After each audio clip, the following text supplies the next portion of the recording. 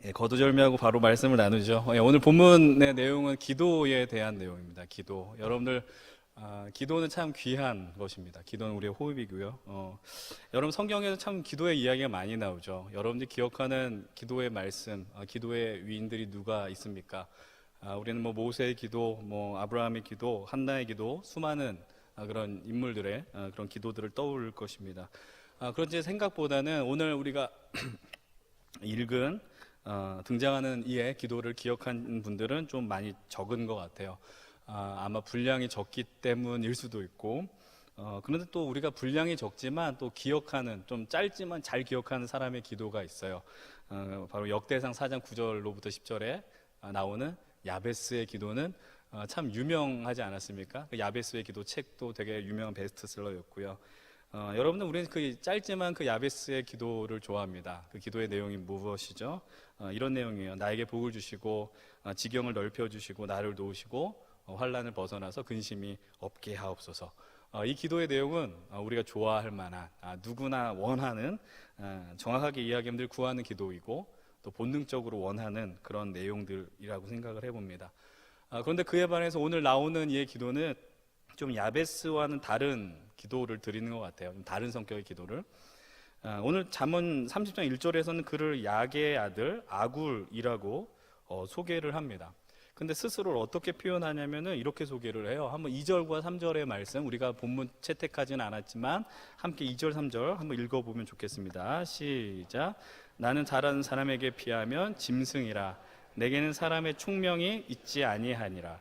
나는 지혜를 배우지 못하였고 또 거룩하신 자를 아는 지식이 없거니와. 이렇게 이야기를 하죠. 스스로를 향해서 뭐라고 이야기를 해요? 나는 짐승이다, 이렇게 이야기를 합니다. 왜 이렇게 표현했을까요? 왜 지혜가 없다고 얘기하고 짐승이라고 이야기할까요? 아굴의 고백을 그 문자 그대로 받아들이면 우리는 이 사람 참 바보다, 멍청하다, 심지어 짐승이라고까지 했으니 좀 사람의 가치가 없나? 좀 이렇게 생각할 수도 있을 것 같아요. 근데 아굴이 그런 사람이 아니라는 것을 좀만 지나면 또 우리는 발견하게 돼요. 5절도 한번 읽어보실까요? 5절입니다. 시작. 하나님의 말씀은 다 순전하며 하나님은 그를 의지한 자의 방패시니라. 5절을 통해서 아굴은 이게 커밍아웃 하는 것 같아요. 자신의 어떤 마음을, 하나님의 말씀 순전하고 흠이 없으며 완전한 것이다, 하나님을 의지하면 하나님께서 그의 인생 가운데 방패가 되어 주신다라고 고백을 하죠. 그렇다면 이 말씀들이 아굴이 왜 미련한 자가 아니고 바보가 아닌 거라는 근거가 될까? 우리가 읽은 말씀은 잠언의 말씀 아닙니까? 잠언이라는 뜻은 교훈, 격언이라는 의미도 담겨 있지만 우리가 너무나 잘 아는 것처럼 잠언을 관통하는 그 주제가 있죠. 그것이 무엇입니까? 여호와를 경외하는 것이 지혜와 지식의 근본이라는 것이죠. 하나님을 경외하는 자는 지혜자이고 지식자일 수밖에 없어요. 왜냐하면 하나님 자체가 지혜이시기 때문이에요. 이 관점을 갖고 쭉 풀어가는 게 잠언의 말씀입니다. 그렇다면 아굴은 하나님을 경외하는 자였어요. 하나님 말씀 앞에 순종하려 하였고 또 말씀으로 자신의 인생을 세우려고 했습니다. 그렇다면 아굴이 본인의 고백처럼 정말 지혜가 없는 인생인가, 지혜자인가? 여러분, 어려운 질문은 아닐 거라 생각을 합니다. 아굴은 당연히 지혜자입니다. 지혜가 있는 이입니다. 그렇다면 왜 자신을 소개할 때 나는 지혜가 없고 짐승 같고 총명함이 없냐, 이렇게 얘기를 했을까요? 어렵지 않게 생각하시면 됩니다. 아굴이 배우지 않았었던 것, 몰랐었던 것, 철저히 추구하지 않았었던 것은 바로 세상적인 지혜를 의미합니다. 우리가 이걸 너무 이분법적으로 볼 필요는 없지만 세상적인 지혜는 무엇일까? 세상의 흐름, 세상이 요청하는 것, 가치관, 그런 기준점들을 추구하지 않았다라는 것이죠. 그러니 어떻게 보면 세상의 관점에서는 좀 바보같이 보여라고 평가 내릴 수 있는 사람이 바로 아굴이었습니다. 이제 우리가 본문으로 채택하고 읽었었던 이제 7절 이하의 말씀을 나누려고 합니다. 먼저 우리 한번 7절의 말씀을 읽어봅니다. 시작. 내가 두 가지 일을 주께 구하였사오니 내가 죽기 전에 내게 거절하지 마시옵소서. 그의 기도 내용이 참 심플합니다. 두 가지를 구한다라고 이야기를 합니다. 그 다음에 던지는 말이 뭐죠? 내가 죽기 전에 이 기도 거절하지 말아 주십시오 라고 이야기해요. 이 말씀을 한번 보면서 여러분 한번 생각하셨으면 좋겠어요. 여러분들 마음속에 기도 제목이 무엇입니까? 우리가 어떤 속으로 구역이나 어떤 셀이나 목장 뭐 이런 것들 통해서 기도 제목을 나누면 다 한 가지씩은 기도 제목들이 나오게 돼요. 그런데 그런 기도 제목들은 수시로 변하거나 상황에 따라서 바뀌어지기도 하죠. 작년에 기도했었던 내용을 올해는 안 할 수도 있고요. 올해 했던 기도 내용을 내년에도 안 할 수도 있어요. 근데 오늘은 아굴은 두 가지를 구한다라고 아주 분명하게 말합니다. 한번 생각해 보십시오. 여러분들에게 지금 여러분들 인생에 있어서 두 가지 기도 제목을 나눠보십시오라고 한다면 어떤 기도 제목을 나누시겠습니까? 최소한 어떤 기한이 있는, 제가 종종 이런 표현했지만 예를 들어서 대학에 합격시켜 주세요라든지 월급 오르게 해주세요, 취업하게 해주세요라는 기도를 할 수도 있겠지만 내 인생 가운데 정말 두 가지 기도하라고 한다면 이런 기도는 안 하지 않겠습니까? 우리가 어떤 기도를 해야 됩니다를 함부로 이야기할 수는 없지만, 그러나 분명한 것은 인생에 있어서 중요한 걸 기도하지 않겠어요? 내 인생에 두 가지를 만약에 구한다면 아무 생각 없이 기도의 제목들을 나누지는 않을 것입니다. 우리가 또 7절을 보면서 한번 상상하게 돼요. 아굴의 상황이 어떻기 때문에, 어떤 상황이었기 때문에 이렇게 이야기를 했을까? 두 가지를 구하는데 언제까지? 죽기 전까지 거절하지 마십시오라고 이야기를 합니다.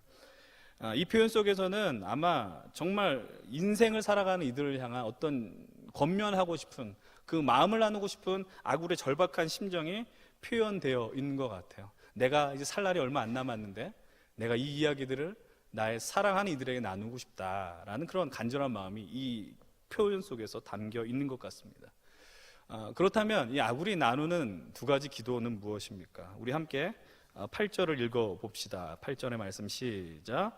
곧 헛된 것과 내게서 멀리 하옵시며 나를 가난하게도 마옵시고 부하게도 마옵시고 오직 필요한 양식으로 나를 먹이시옵소서. 참 기도의 내용 간단합니다. 첫 번째는 헛된 것과 거짓말을 멀리하게 해주십시오라는 것이고요. 두 번째는 오늘 말씀의 제목이기도 하죠. 나를 가난하게도 마옵시고 부하게도 마옵소서라고 이야기합니다. 필요한 것으로만 먹여주십시오라고 간절하게 고백하죠. 우선 첫 번째 기도 제목을 한번 보세요. 헛된 것과 거짓말을 멀리하게 해달라는 기도 제목. 이게 정말 기도 제목이 될 수 있을까요? 헛된 것을 추구하지 않으면 되는 것 아닌가? 거짓말을 안 하면 되는 것 아닌가라고 우리 생각할 수 있습니다. 그런 의심을 갖고 우리 또 두 번째 기도도 한번 보십시오. 나를 가난하게도 마옵시고 부하게도 마옵소서. 이 기도 제목도 마찬가지예요. 여러분들 나를 가난하게도 마옵소서. 여러분들 그렇습니다. 여기서 나는 가난하고 싶다라는 분 계십니까? 그 누구도 가난하고 싶은 사람은 없어요. 우린 부자가 되고 싶죠. 여기서 나는 내 기도의 평생의 기도 제목이 가난한 것입니다라고 만약에 생각하는 분들이 계시다면 둘 중 하나인 것 같아요. 정말 훌륭하시거나 조금 이상하시거나인 것 같아요. 네. 그런데 다음을 보십시오. 나를 부하게도 마옵소서라고 이야기를 합니다. 이제 여기서 아굴을 향해 비난까지는 아니지만 좀 답답한 마음이 드는 이들이 있을 것입니다. 부하게 되는 것, 부자가 되는 것. 이거 부자가 되게 해주겠다는데 왜 그것을 거부할까? 저는 이곳에 있는 우리 모두도 어떤 분들도, 모두라고는 하지 않겠습니다. 어떤 분들은 왜 이런 기도를 할까라는 생각을 할 수 있다라고 생각을 해요. 여러분, 우리가 참 열심히 살잖아요. 열심히 살 때 열심히 사는 이유들이 있어요. 그것 중에 하나는 잘 사는 거. 근데 잘 산다라는 게 꼭 이게 동등한 것은 아니지만 무언가 많이 좀 소유하고 벌고 이런 것들을 우리 잘 사는 것이라고 생각을 합니다. 또 이곳에 있는 우리 청년들 같은 경우 어떻게 살아가고 있어요? 학교 다니는 친구들은 열심히 학점을 따야 됩니다. 또 스펙이라고 이야기하잖아요. 어떤 자격증이라든지 또 좋은 직장을 취업하기 위해서, 또 좋은 사람 만나서 결혼하기 위해서 치열하게 살아갑니다. 어마어마하게 치열하게 살아갑니다. 근데 그것을 우리는 잘못됐다라고 결코 비난할 수 없어요. 사랑하는 우리 성도 여러분들, 이곳에 예배한 우리 귀한 모든 성도님들 부자가 되시길 주의 이름으로 축원을 드립니다. 예, 생각보다 작네요. 예. 하나님 주신 물질의 복을 마음껏 누리십시오. 근데 문제는 무엇이냐? 갖는 건 문제가 아닙니다, 절대로. 그런데 그것만 기도하게 되면 좀 안타까운, 아쉬운 일들이 발생이 되는 것 같더라고요. 어쨌든 우리 좀 뒤에 그 부분들을 보기를 원하는데, 오늘 아굴 두 가지 기도를 한다 그랬어요. 그런데 이 두 가지는 절대로 분리할 수 있는 내용들의 기도가 아닙니다. 헛된 것과 거짓말을 하는 것, 또 가난하게 도 마옵시고 부하게 도 마옵소서, 이거를 분리해서 보면 안 됩니다. 아굴은 처음 뭐라 그랬어요? 나 자신을 총명이 없는 자라고 이야기를 했습니다. 아굴은 사람의 총명 대신에 하나님의 지혜를 선택하였습니다. 다시 말해 사람들은 아마도 아굴을 향해서 좀 이상한 시선을 보냈다라는 게 분명한 것 같아요. 아니면 때로는 무시하는 거, 네가 세상을 아직 모르는 것이다라는 어떤 모멸감을 줄 수 있는 시선도 주었을지 모릅니다. 아굴의 삶의 태도, 기도 제목만 봐도 명확하죠. 미련해 보이기 때문이죠. 제가 이 두 가지 기도가 분리되지 않는다라고 이야기를 했습니다. 먼저는 헛된 것과 거짓말을 멀리하게 해달라라는 것이죠. 그럼 우리는 이 질문을 또 던지실 수 있어야 됩니다. 왜 그렇다면 사람들은 헛된 것과 거짓을 가까이 하려고 하느냐라는 거예요. 여러분들은 그렇지 않으리라고 생각을 합니다. 우리들은 헛된 것과 거짓말을 멀리한 인생들이라고 생각을 합니다. 그러나 돌아보면 우리가 어느 순간에 헛된 것에 가까이 있고 또 거짓말에 가까운 위치에 있을 때가 있다라는 것이죠. 제가 이것을 설명하기 위해서 얼마 전에 은퇴하신 이재철 목사님의 그 책에서 그 부분 몇 가지를 인용하고 여러분들과 나누려고 합니다. 그분이 쓰신 성숙자반에 사랑이라는 챕터에 이런 내용이 나와 있어요. 여러분들 고린도전서 13장을 보게 되면 사랑의 정의가 나와 있죠. 사랑은 뭐 오래 참고 온유하며 뭐 시기하지 아니하며, 그 안에는 사랑의 긍정적 정의와 부정적 정의가 있습니다. 그런데 그 가운데 부정적 정의를 언급하면서 이런 이야기를 하죠. 사랑의 긍정적인 그 첫 번째는 오래 참는 것이며 온유한 것이며라고 시작을 하고요. 근데 그 다음에 부정적인 이렇게 흘러가게 됩니다. 잘 들어보십시오. 사랑은 시기하지 아니하며, 사랑은 자랑하지 아니하며, 교만하지 아니하며, 무례히 행하지 아니하며, 자기의 유익을 구하지 아니하며, 성내지 아니하며, 불의를 기뻐하지 않는다. 이것이 사랑은 이런 것들이 아니다라고 하는 부정적 정의의 접근입니다. 다시 말하면 사랑이 아닌 것은 무엇이라는 거예요? 시기하는 건 사랑이 아니죠. 자랑하는 것도 사랑이 아니고요. 교만한 것도 사랑이 아닙니다. 무례히 행하는 것 역시 사랑이 아닌 것이죠. 근데 여러분이 사랑이 아닌 것, 부정적 정의를 살펴보게 되면 발전되는 단계가 있다는 것을 이재철 목사님이 이렇게 이야기를 하십니다. 잘 한번 들어보세요. 사랑이 깨지는 이유가 있다는 거예요. 사랑이 갈라지고 깨지는 이유가 있다는 거예요. 그것은 무엇이냐? 시기하는 것입니다. 시기는 질투하는 것이죠. 그럼 왜 시기하게 되느냐? 그 안에 열등감이 존재하게 됩니다. 여러분, 사람들 누구나 열등합니다. 누구나 부족함을 느끼게 됩니다. 근데 그 감정을 극복해내지 못하면 열등감으로 그것이 표출이 되게 됩니다. 내 연약함과 부족함을 인정하지 않게 되면 어떤 일들이 벌어질까요? 그것을 외면하면은 그 현실을 감추려고 해요. 나의 약점을 감추려고 하고 부족함을 감추려고 해요. 그래서 그 감추려고 어떤 액션을 취합니까? 자랑하게 됩니다. 나의 연약함을 감추기 위해서 자랑하게 되는 거예요. 여러분, 자랑한다는 말의 어원은 어떤 의미가 담겨 있느냐 하면은 과장한다는 거예요. 내가 한 50 정도의 실력인데 한 60, 70 정도 된다라고 이야기하는 거, 그것이 자랑한다라는 거예요. 근데 과장부터 한번 잘 보세요. 여기서부터 문제가 발생이 되는데, 과장은 무엇입니까? 거짓을 의미하는 거예요. 거짓 아니겠어요? 진실이 아닙니다. 그런데 사람들은 그것을 구별해낸 능력이 별로 없어요. 희한하게 그것이 진짜냐 거짓이냐 분별하는 것을 힘겨워합니다. 그래서 우리들은 마음껏 과장하게 됩니다. 과장하게 되면 어떤 일이 발생이 되는지 아세요?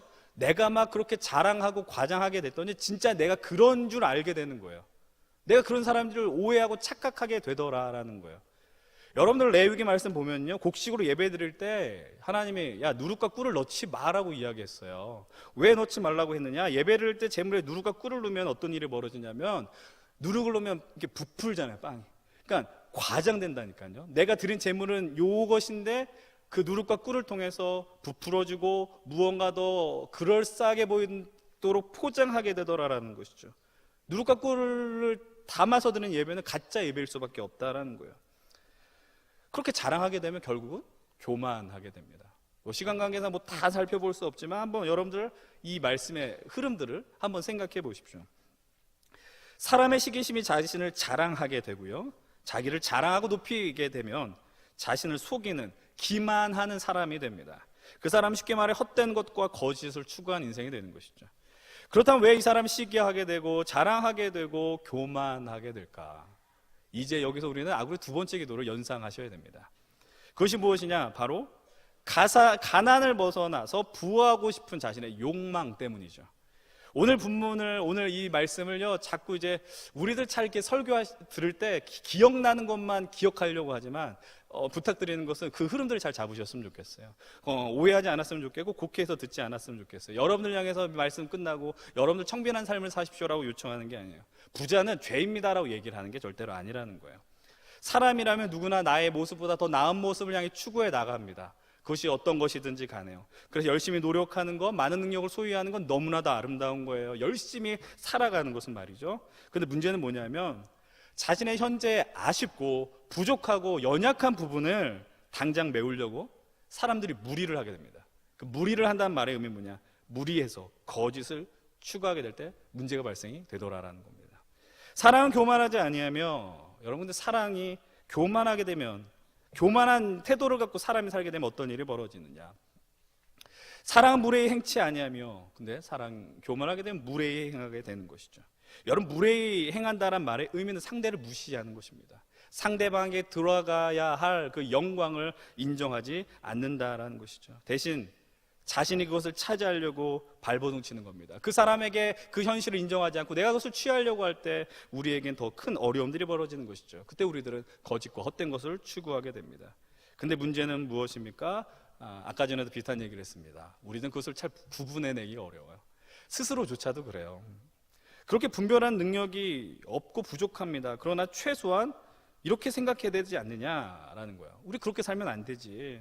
다시 말씀을 드리면 열심히 사는 것은 중요하다니까요. 더 젊은 청년들이 스펙을 위해 뭐 노력하는 거, 공부하는 거, 또 어떤 우리가 투자를 하는 것 중요한 일이라는 거예요. 그렇지만 누군가를 향한 시기와 조금 쉽게 말하면 비교하면서 내 현재 모습을 명확하게 인식하지 못하고 살아가는 인생들, 그렇게 해서 결국 거짓을 행하는 것, 그래 높고 더 많은 것을 누리기 위해서 누군가를 딛고 올라가려고 하는 것들, 얼마나 무서운 일이냐라는 거예요. 상대를 누르고 또 죽이고 그 자신까지 죽이는 비참한 결과를 맞이하게 된다라는 거예요. 오늘 우리 주변에, 우리들이라고 감히 이야기할 수는 없으나 우리 주변에 그런 모습들을 발견하는 건 뭐 어려운 일은 아닌 것 같다라는 생각을 해봅니다. 그렇다면요, 우리는 오늘 아굴의 기도가 얼마나 깊은 내용을 담고 있는지 여러분, 우리는 그것을 깨달을 수 있게 됩니다. 세상의 지혜가 아니라 하나님의 말씀 위에 내 삶을 세우려는 그 8절의 기도의 이유를 9절을 통해서 아주 분명하게 이야기합니다. 우리 한번 9절의 말씀 함께 읽어보겠습니다. 시작. 혹 내가 배불러서 하나님을 모른다, 여호와가 누구냐 할까 하오며, 혹 내가 가난하여 도둑질하고 내 하나님의 이름을 욕되게 할까 두려워함이니이다. 내가 배부르면 하나님 모른다고 할까봐 그게 두렵습니다. 내가 너무 가난하면, 내가 인생이 너무 힘들어서 하나님을 배신하고 욕할까봐 그것도 두렵습니다. 너무 지나치게 솔직한 것 같아요. 근데 참 정직한 기도 아닙니까? 저는 그래서 아굴의 기도가 참 좋고 아굴처럼 기도하고 싶어요. 왜냐하면 저도 그렇게 막 너무 가난하고 싶은 생각은 없거든요. 너무 많이 갖진 않지만 지금까지 이렇게 그렇게 살아본 적은 없으나 그렇게 바닥 기면서 살고 싶다라는 생각은 안 해보거든요. 근데 이런 기도를 드리는 가운데서도 우리는 이 사실을 분명히 인정하고 기억할 수 있다라고 생각을 해요. 그것이 무엇이냐면은, 잘 들으세요. 하나님께서 우리의 인생 속에서요, 분명하게 가난하게 만든 부분들도 있지만 부하게 만든 부분들이 있더라고요. 제 말씀을 이해가 되십니까? 하나님이 우리로 하여금 되게 가난하게 하신 부분들이 있어요. 연약한 거, 힘든 거. 근데 또 보면은 부하게도 만든 부분이 있다라는 거예요. 이게 이해가 안 되면 자꾸 이 말씀을 부와 가난, 어떤 물질적인 개념으로 보니까 이해가 잘 안 되는 거거든요. 근데 여러분들 그렇지 않아요. 분명하게 이야기해요. 하나님께서 우리 인생 속에 특별히 부하게 만든 영역들이 있습니다. 그것을 성경적 단어를 빌어서 표현하면 우린 그것을 은사라고 부를 수 있습니다. 하나님 우리에게 주신 은혜라는 것이죠. 그리고 달란트라고 이야기합니다. 여러분들의 인생 속에 하나님이 무언가 더 주신 것들이 있다라는 거예요. 여러분들 성경을 열심히 읽는 우리 잠실 성도님들에게 질문하겠습니다. 여러분들 그 말씀을 읽다 보면 성경에서 내가 너희들한테 무언가 더 줬거든, 근데 너만을 위해서 사용하라라는 구절이 있느냐? 단 한 군데도 그런 것은 발견해낼 수 없어요. 하나님께서 왜 우리 인생을 부하게 하셨을까요? 왜 우리의 은사를 주셨을까요? 무언가 더 허락해 주셨을까요? 간단합니다. 쓰라는 겁니다. 주셨으니까 더 쓰라는 거예요. 더 주셨으면 더 쓰라는 거예요. 근데 누구를 위해서? 나만 쓰라는 게 아니라, 나만을 위해서 쓰는 게 아니라 타인을 향해서 나가라는 거예요. 그럼 반대로요, 가난한 영역이 존재합니다. 가난한 부분이 존재해요. 참 힘들죠, 그거 생각해 보면. 그래서 우리 흔히 그런 농담을 하지 않습니까? 우리 하나님은 공평하신 하나님이라는 거죠. 가끔씩 이런 것들 보잖아요. 저 사람은 얼굴도 예쁘고 공부도 잘하고 믿음도 좋고 기도도 잘하고, 그래서 집에 가서 생각하기를 저 사람의 엉덩이는 똑같이 두 짝이 다를 것이다라고 생각하죠. 그렇게 생각하는 게 마음에 이렇게 건강이, 평안이 오죠. 예. 이것을 우리의 개인의 영역으로 한번 확대해 보십시오. 우리 현실 속에서 전혀 우리와 같지 않은 부해 보이는 사람들이 있으면요, 참 되게 마음이 어려워요. 그래서 그것 때문에 우리 분명히 한 번쯤은 마음 상해 본 적 있고 슬퍼해 본 적이 있을 거예요. 반대로 여전히 가난한 인생들도 존재하더라고요. 아무리 우리가 이 예배를 끝나고 집에 가셔서 이 기도를 붙든다고 할지라도요, 어떤 사람은 계속 부한 것 같고 어떤 사람은 계속해서 가난한 것 같아요. 그럼 우리는 그냥 어떻게 해도 안 되는구나, 기도해도 안 되니까 그냥 이렇게 살아야 되는구나, 포기하면 되느냐? 그렇지 않죠. 여러분, 이런 현실을 살아가는 우리로 하여금 하나님이 허락하시는 게 있습니다. 저는 이 표현을 좋아하고 이 말씀과 이 주제에 이 나가는 것들을 우리 모든 성도들이 인정할 수 있다고 생각합니다. 그것이 무엇이냐면, 부하고 가난한 자들이 어울리는 가운데 하나님 우리에게 이 공동체를 주셨다라는 사실이에요. 그럼 명확하게 말씀드립니다. 어떤 공동체입니까? 바로 믿음의 공동체이며 신앙의 공동체인 교회입니다. 여러분, 사도행전에 등장한 첫 번째 교회 모습을 여러분들 기억하십니까? 사도행전 4장 32절로 34절은 이렇게 이야기를 합니다. 첫 번째 교회 모습을 이렇게 말합니다. 함께 우리 화면에 나온 말씀 보길 원합니다. 함께 읽어보십시오. 믿는 무리가 한 마음과 한 뜻이 되어 모든 물건을 서로 통용하고 자기 재물을 조금이라도 자기 것이라 하는 이가 하나도 없더라. 사도들이 큰 권능으로 주 예수의 부활을 증언하는 무리가 큰 은혜를 받아 그 중에 가난한 사람이 없으니. 가난한 사람이 없다라고 이야기를 하죠. 초대교회에 가난한 사람들이 있었고요, 부한 사람들이 분명 존재했습니다. 그런데 그들이 한 마음과 한 뜻이 되어 주님 앞에 설 때에, 말씀 앞에 설 때에 결국 어떤 일이 벌어집니까? 서로의 것을 나누게 되고 결국 이 공동체는 가난한 사람이 없다라고 성경은 표현해주고 있습니다. 저는 이 말씀이 이 시대를 살아가는 우리들에게, 이 믿음의 여정을 걸어가는 우리 잠실교회 성도님들, 우리 청년들에게 중요한 말씀이라고 생각을 해요. 이 말씀이 주는 의미가 무엇입니까? 하나님이 왜 이 믿음의 공동체 교회를 허락해 주셨습니까? 왜 교회 안에 우리로 하여금 속하게 하셨습니까? 이해할 수 있는 중요한 이유가 여기 있다라는 거예요. 담임 목사님도 늘 평소에 많이 말씀하시고요, 또 오늘도 우리가 오늘부터 러브트리라는 사역을 시작하게 되지 않습니까? 이런 교회는 어떤 곳이 되어야 됩니까? 살리는 곳이 되어야 됩니다. 서로가 서로를 살리는 곳이 되어야 됩니다. 가난하고 부한 이들이 함께 주님 앞에서 한 마음과 한 뜻을 품게 되며 성도들은 서로를 향하여 그 생명을 살리기 위해 애써야 합니다. 그렇기 때문에 교회는 교회 안에서만의 성도들을 살리는 것이 아니라 세상을 살릴 수 있는 위대한 공동체가 될 수 있는 것이죠. 기억하십시오. 교회는 예수 그리스도입니다. 예수 그리스도의 몸입니다. 예수 그리스도와 교회가 따로 부른 것이 아닙니다. 하나로 보셔야 됩니다. 교회가 예수 그리스도이기 때문에 예수 그리스도 안에 있는 이들은 서로를 살리는 생명이 생명을 낳는 존재들이 되어야 하는 것이죠. 예수 안에 있는 자들은 반드시 그래야 됩니다. 나만 살기 위해서, 나의 생명을 위해서 거짓을 진실로 합리화해서는 안 됩니다. 나를 과장하고 내 위치를 드러내기 위해서 거짓을 행해서는 안 되죠. 대신 우리는 우리의 가난하고 연약한 부분들이 있다면 부한 것만 있으면 좋겠지만 그렇지 않거든요. 가난하고 연약한 부분들이 있다면 그대로 인정해서 주님 앞으로 나아가야 됩니다. 반대 경우도 동일합니다. 내가 지나치게 무언가 하나님 부어주신 것들이 있다면 그것을 낮은 자를 향하여 흘려보내야 됩니다. 우리 너무나도 잘 알고 있습니다. 그것을 흘려보내지 않으면 그것은 반드시 썩고 망가지게 되어 있다는 것이죠. 하나님 그것을 거두어 가실지 모릅니다. 마지막으로 여러분들 향해서 얘기하고 싶은 이야기가 있습니다. 여전히 말씀을 나눴음에도 불구하고 나는 여전히 가난하다, 이런 삶을 사는 분들이 계십니까? 그런 성도님들, 청년들이 있을 것입니다. 근데 사실 인간의 삶이란 한계투성이입니다. 여러분, 그렇다는 말의 의미는 가난하다는 거예요. 한계가 있다는 건 가난하다라는 거예요. 그럼 여러분, 그런데 기억하십시오. 세상의 수많은 인생들이 나는 많이 가졌고 나는 부자여서 자랑스러워라고 외칠지라도 기억하십시오. 지금 우리에게는 이 세상을 위하여 모든 것을 허락하시고 모든 것을 내어주시고 포기하지 않으시고 책임져 주시는 예수 그리스도께서 함께 하신다라는 사실입니다. 근데 그럼에도 불구하고 이 말이 위로 안 되는 사람들이 분명히 있거든요. 만약 그것 통해서도 위로가 안 된다면 여러분이 반드시 예수 그리스도를 영접하고 인생이 바뀌는 놀라운 일들이 일어나길 축복합니다. 우리 기도하면서 마지막으로 뭘 구합니까? 필요한 양식을 달라고. 우리의 인생의 가장 중요한 양식은 예수 그리스도죠. 생명의 떡이신 예수 그리스도. 그분을 향한 명확한 시선, 믿음을 갖고 나아가게 되면 우리가 헛된 것과 거짓을 추구할 이유가 무엇이 있겠습니까? 오늘 우리들이 이 아굴의 기도를 바라보며 기억하며 믿음의 길 나갔으면 좋겠어요. 주님, 헛된 것과 거짓을 멀리하게 해주십시오. 나를 가난하게도 마옵시고 오직 필요한 양식으로 먹이십시오.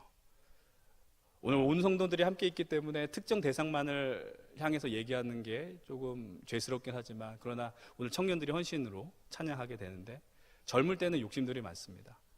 저도 욕심이 있을까요, 없을까요? 너무 쉽게 있어요라고 대답하시네요. 한 5초 정도 뜸들였다 대답하셔야죠. 있죠, 왜 없겠어요? 목회하면서도 마음에 어떤 욕심들이 있어요, 사실은. 근데 잘 안 되는 부분들도 있죠. 사랑하는 청년 여러분들한테 부탁을 드릴 것은 너무 잘 살려고 애쓰지 않았으면 좋겠습니다. 이런 이야기를 하면 여러분 부모님들이 정말 싫어하실 걸 저는 알고 있습니다. 너무 그렇게 하면 힘들더라고요. 우리들도 마찬가지입니다. 이 기도를 기억하십시오. 나를 가난하게도 마시고 부하게도 마옵소서. 기억하세요. 분명히 우리에게 부하게 허락하신 그 영역이 있어요. 그것을 붙들고 주님께 감사하십시다. 그리고 부족한 부분이 있다면 그것을 들고 나가서 주께서, 그리고 이 공동체 안에서 그것을 채워주십시오라고 간구하며 나가십시오. 서로가 서로를 먹이며 하나님의 영광과 역사를 경험하는 우리 잠실교회 귀한 성도님들, 우리 청년들, 우리 모든 예배자들 되기 주의 이름 간절히 축원을 드립니다. 기도하겠습니다.